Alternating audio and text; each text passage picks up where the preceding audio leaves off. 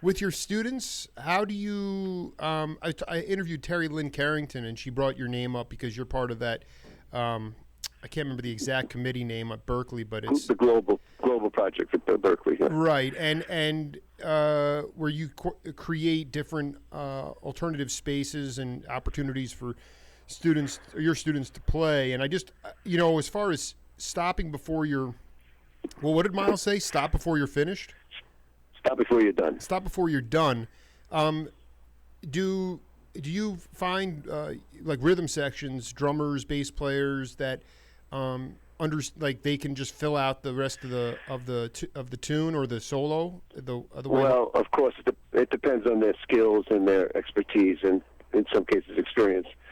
But I've found that if you do leave a little space, we're not getting too technical. If you just drop the last few bars of a chorus, if it's a tune that has a form, and let the rhythm section do something, they will inevitably, maybe not right away, maybe not that night, but they will inevitably think to themselves, oh, he wants us to do something. Okay, here we go. Instead of just pure accompaniment, which is the usual role of the rhythm section behind the horn player. Talking to Dave Liebman here on the Jake Feinberg Show, and I wanted to talk to you about Stan Getz, because not in the sense that I know you didn't necessarily collaborate with him or play with him a lot, but I'm more interested in the idea of when you were young, how did you view him as a mentor? I mean, you don't play the same, you play different horns, but I mean, can you talk about how you viewed Stan Getz from your earliest career? Well, I'll be honest with you, I didn't appreciate it too much. I sort of thought it was a little lacking energy. He was obviously very lyrical, and anybody could tell that. But I had Coltrane on my mind. So if I hadn't had Coltrane on my mind during the 60s when I was growing, quite possibly I would have been more attracted to Stan. But with the complete, apparently, because it's not necessarily 100% true, but with the complete opposite side of the pole playing that instrument, I was so drawn to Train that almost anybody else was pretty much, unless they were in that manner, they didn't really make an impression upon me. Stan was, for me, an acquired taste over the years, appreciating his talents, his sound, which is always remarkable, but his melodic concept, and the fact that he was so melodic no matter what. And he played some very challenging music. He didn't just stay with the old stuff. He had Chick Corea in the band. He had, Richie Byrack, and these guys would bring in tunes that were not the norm of the period that Stan came up in. And he handled them because he had an amazing ear.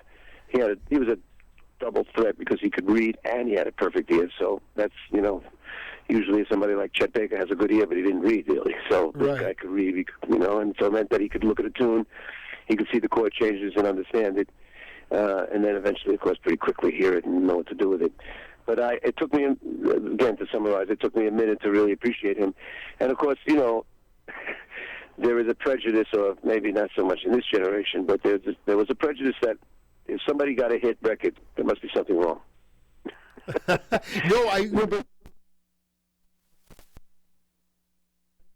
So honest, because there is this. I mean, I was talking to a dear friend of mine, Henry the Skipper Franklin, bass player out in California, and the minute I told him I was on this project, he's like, "Yeah, I was more of a Coltrane guy." So there was this evident. I can just getting into this stuff, but what I wanted to Billy Hart, when I interviewed him, I mean, the thing about the hit record, Stan was the only dude to win a Grammy that was an improvisational tune, right, for a long time. Yep. So you even in the late '60s, he took flack amongst his musician peers because he got a hit record. Well, Bossa Nova was huge, but it was it was kind of a sleepy music, and. When you're young, as I was 20 years old, and that, in my late teens to early 20s, you're attracted to energy. You're not quite ready for like a really introspective. I don't want to say it's introspective, but you're not ready for a gentle, quiet approach to music. You're ready to turn up to 11 and blast. And of course, remember, it's the '60s, and rock and roll was on our mind as well as jazz for my generation.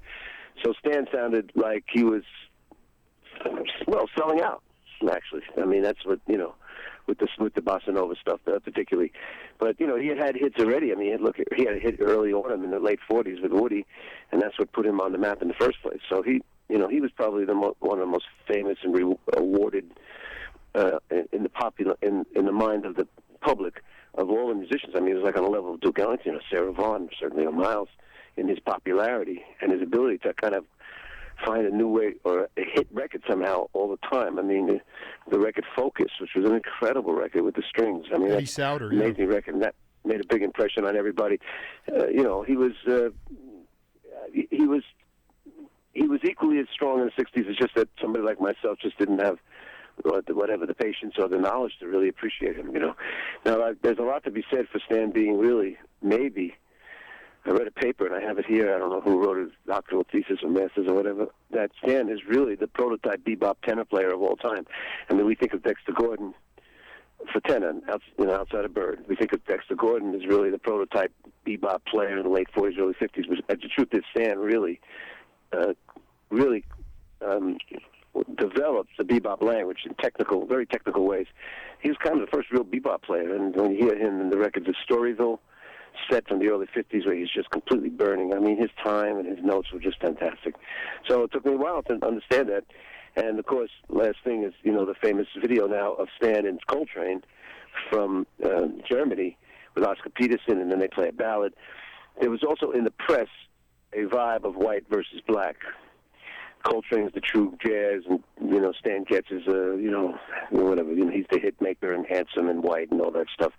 And then you watch that show, which is in the mid '60s or early '60s, and then they're just playing so beautifully together. I mean, and Coltrane has, on paper or in an interview, noted Stan and his effect and his influence, and loved Stan. So it was just a matter of maturity, and I certainly wasn't mature enough in the '60s to appreciate him. Do you think that? I mean, he came out of Teagarden. He was already a junkie. Like when he left Teagarden's band and Woody Herman's band, the Four Brothers. We talked last time about that subculture of jazz. It was essentially black music up through the '70s. But at the same time, can you talk about this concept of when Stan was in the '50s and the '60s? I mean, you were not trusted if you weren't on heroin. I mean, if you weren't in jazz, is there truth to that? Because I mean, to me, it was the race thing was made up by journalists because Stan could have cared less about race or skin color and like what you talked about, this white-black divide. But I mean, as far as at 16 or 17, the guy was, I mean, he learned this from Teagarden. He learned how to drink from Teagarden. He learned how to bend his right arm, and he was, But I mean, that was. Were you not trusted if you weren't hooked on dope? Well, I certainly can't talk about it because it's not my period. But I would say it's probably an exaggeration. I mean, but there was a club. I mean, look, there are those who do and those who don't, and that's true in anything in life. There's those people who drive a car and those people who don't. I mean, so and you belong to one or the other, and then you're certainly going to identify or be friendly with those people who do what you do. So it was a club of sorts. I'm sure there was an attitude of like he's not with us. He's on the outside of it. And in my period, it was more like smoking pot, smoking on the gig, or smoking for the gig. You don't smoke. Oh, okay, that's cool, no problem. But you always suspected the guy wasn't on the same wavelength as you were. There was this kind of like us and them kind of vibe. So whether that existed with heroin, I can't say that. But it's certainly when you belong to a certain belief, anybody outside it is definitely on the outside. It can't be, that can't be ignored. Did so you this bossa stuff? It was like I totally understand. You were burning and it was sleepy music, but can you talk about when you started to play love ballads or dance music, and maybe that's when you started to wake up to Stan's playing? Well, not really. I mean, I was playing club dates from the time I was 13, weddings and bar mitzvahs and things. That's what I did on the weekends. And in the summers, I was in the hotel area in the Catskill Mountains, and in the show band or in the lounge band. I mean, that's how I came up. And, of course, in those days, the repertoire was not what we call top 40 now. It was standards. So you would be playing Sweet Georgia Brown or You and the Night and the Music for a wedding, and then 6 hours later at a jam session you might be playing the same tune. There was a common vocabulary until rock and roll really got much more influential by the late '60s. So I mean, I certainly played standards and everything like that. But again, I didn't really refer to Stan too much in that period. I was going to say, because you were alluding earlier, I really would love if you could email me or tell me who wrote that thesis on Stan being the prototypical bebop saxophone player. Hey, send me an email when we're done, and I'll answer I that. will. I know exactly where it is, and I'll just get the name. Because it's quite something, though. He traces the whole stuff. Well, no, because it's were you hip to did you get off on there's an album for musicians only with Dizzy and Sonny and Stan. I mean, he was really unbelievable. He was a card-carrying bebopper. He could do it. He was. No, that's his language. But he had the ability to be maybe more melodic than most of the people of that era. And you tie that in with his sound, which is absolutely unique, one of a kind. I mean, we could say it comes out of Lester Young and all that, but he had a sound that was absolutely, like chocolate sauce, whipped cream. I mean, it was just so sweet and so beautiful. And of course, in ballads, it was most notable. You couldn't negate his sound. That was just it was otherworldly almost, his tones, especially on ballads. How did your friend Richie Byrack hang with Stan? I mean, did you talk about their relationship? I know they played a lot together, but Stan, listen, there was a Jekyll and Hyde quality to this cat, no doubt about it. Absolutely. Yep. He was very much like that, and everybody who worked with him will tell you that. And then he could, be very negative about something you were doing, and then be kind of the opposite the day. He was an emotional mess in a lot of ways. I mean, he was up and down, and could be very friendly and very charming, and he could be a complete, completely a wicked cat. I mean, the same guy to the same person in 10 minutes. The stories are legendary, and he is known as several personalities. Jekyll and Hyde. He was a Jekyll and Hyde personality. That's how he was looked upon by the guys. But remember, he used everybody. Everybody worked with him. His rhythm sections were, a panorama of jazz in the 60s and 70s. And, and even further on, he had everybody. He gave them work. Stan Getz worked all the time. So a lot has to be said for his supporting the business. These guys, you don't just look at them as great artists and all that, but they put people to work. Exactly. And he did. No, and also, I mean, like, I don't know if you ever caught this, but I mean, he brought along young unknown cats like Billy Higgins at the time, Scott LaFaro. I mean, he just really was in the guts of the whole thing. And he did. But I mean, did because you were younger, but in the when you started to come up, did you cross paths with him on bills? Did you? Oh yeah. So first of all, my first record as a leader was done in Japan, called First Visit, '73, when I was there with Miles. Wow.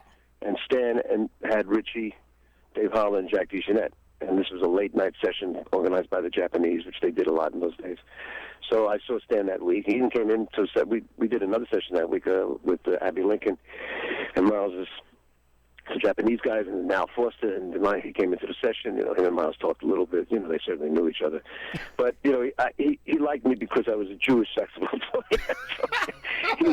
he would say, "Oh, yeah, here's another Jewish saxophone player. How you doing, man?" So, the little interaction I had with him was, casual and pleasant. Nothing deep. Gosh, that's wait, Miles and him just said they knew each other? Well, certainly. I mean, it's just, I think there's some discs with them playing together, and these guys are all coming up at the same time.